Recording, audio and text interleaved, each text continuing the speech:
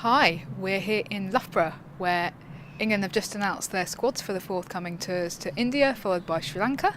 Any surprises today, Sid?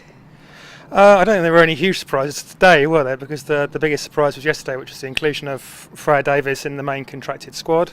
They announced today that she'd be in the squads for both the T20 leg of the India tour and the Sri Lanka tour. Mark Robinson did also say, I think he strongly hinted that she's unlikely to play in India. She's been taken to India to kind of acclimatise and get used to the temperature and that kind of thing, and then she's much more likely to make her debut in Sri Lanka. So, and you spoke to her and she's really looking forward to that, I assume? Yeah, she's so excited. I think she's obviously known for a little while about the contract, so it wasn't a complete surprise to her. But brilliant that she's been working on a rookie contract for about 18 months, and now she's been bumped up and is really, really excited. And she does seem to anticipate that she probably won't make her debut until the Sri Lanka leg of the tour, but that's great and good for her to get an opportunity. I guess one of the surprises today might have been the ECB's decision to announce 3 different squads, which is, it's kind of fascinating to see that they've got some players in the ODI squad for India, some in the T20 squad for India, they've got others in the Sri Lanka side, and it does seem to be a bit of a juggling act. I think Mark Robinson even said in the press conference today it's all a little bit of a juggling act, but they're just trying to get lots of players, lots of cricket basically. So him and Heather Knight both spoke about that, and they said they've got to kind of get a balance between Heather wants to win every game right now, whereas Mark has to look a little bit more long term and try and ensure that that players are introduced into the setup. Mark actually specifically went back today when he was talking, went back to the end of the pre-Mark Robinson era and said that there's a very small pool of players that were looking for selection, and we're trying to expand that pool now, and he's still working on that. So some of those players are going to be playing in the ODI series, which they've really targeted clearly. They want those points if they can for the Women's International Championship.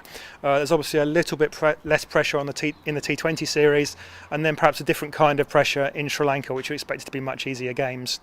Yeah, I think that's right. I think that in terms of where they see the 2 tours, it's obvious that India, they don't want people just to see it as a stopgap between now and the Women's Ashes. Heather was really careful to say that, and that apparently, which I didn't realise, even as a historian, England have never won an ODI series in India.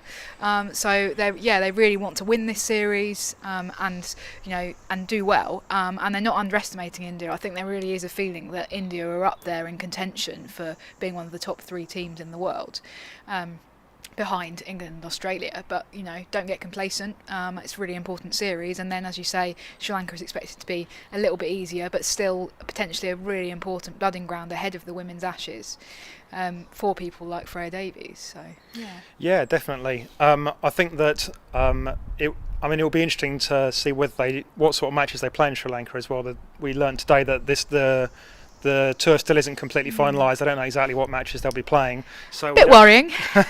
So we don't even know how many T20s they might be playing in addition to their ODIs and things like that.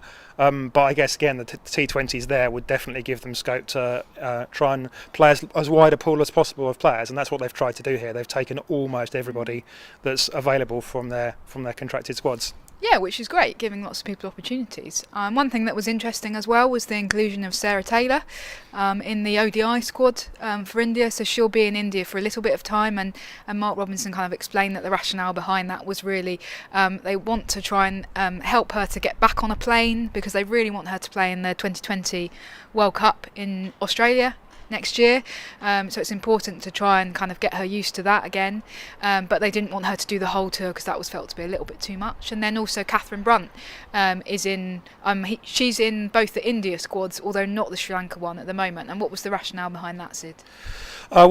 Mark is quite sure that she's ready to play again, but obviously they want to be careful with her. They're not going to want to overdo it, and so they have to do their best to ensure that they don't wind up injuring her again. But I think they're reasonably confident on that, and they seem reasonably confident that as long as they're careful and manage her properly, that she'll be playing a full part this summer in the Women's Ashes as well.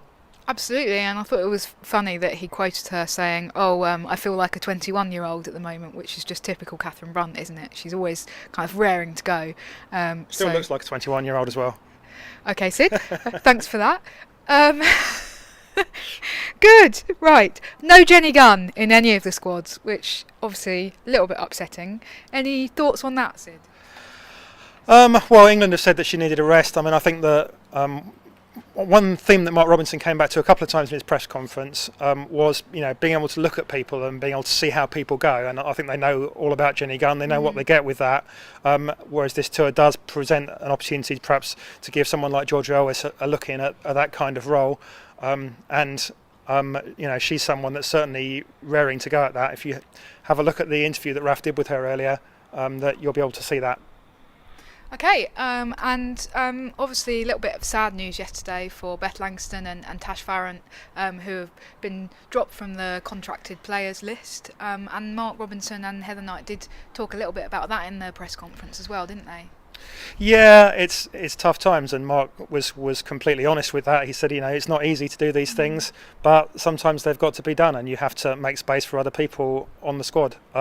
He did kind of hint that there were economic reasons as well as playing reasons. Obviously there's a limit to the number of centrally contracted players they can have. He said they definitely don't want to build up a pool of centrally contracted players who just aren't doing anything. And to be fair, neither of those players had an awful lot to do over the last few years.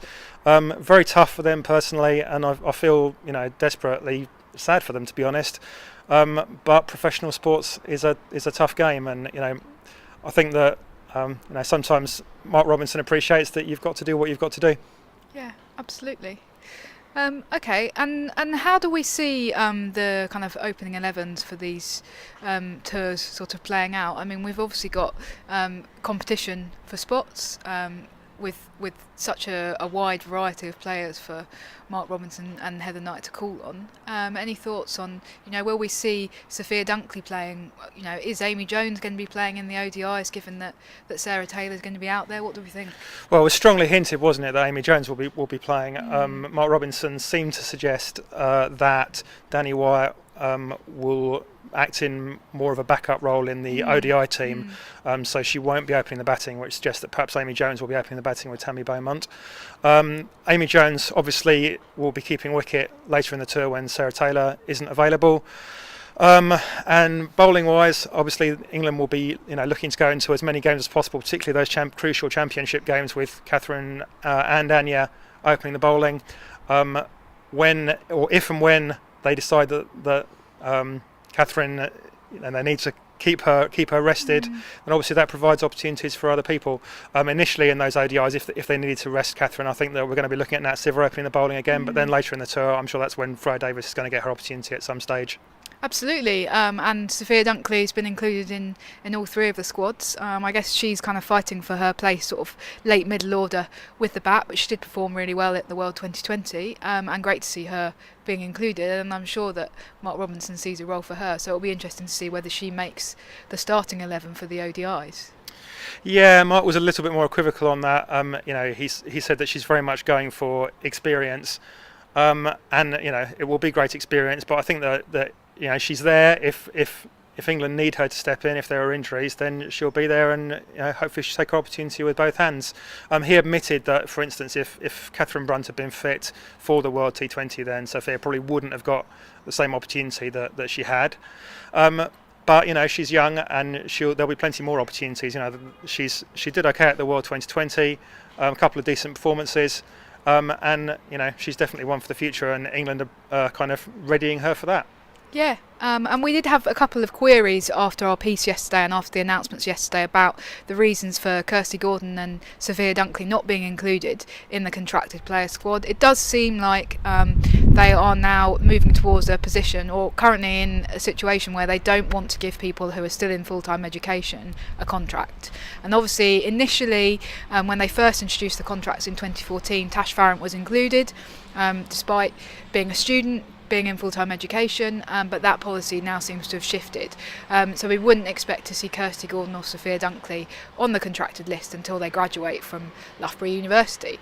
I suppose that is, in some ways, it's handy for the ECB because they're able to keep them training here whilst not having to shell out for their contracts. Loughborough is their rookie contract, if you like, and they're here, they're working.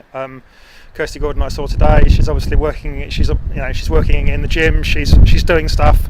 and the hopes are that she'll be ready for the start of the domestic season. I haven't seen Sophia today, but I'm sure she's around and working hard as well. Absolutely. Okay, well, thanks very much, and we'll be bringing you all the news from the tours on crickether.com.